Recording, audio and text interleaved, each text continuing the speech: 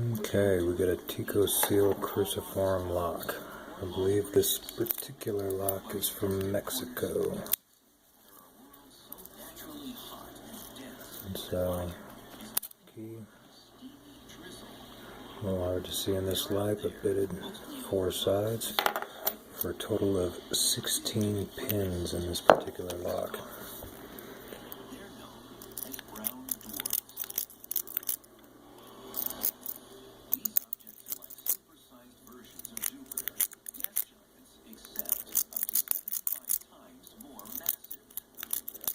We just got to go around keyway per keyway. And this particular lock is susceptible to raking. But these objects are still very hot, and despite their names, not brown.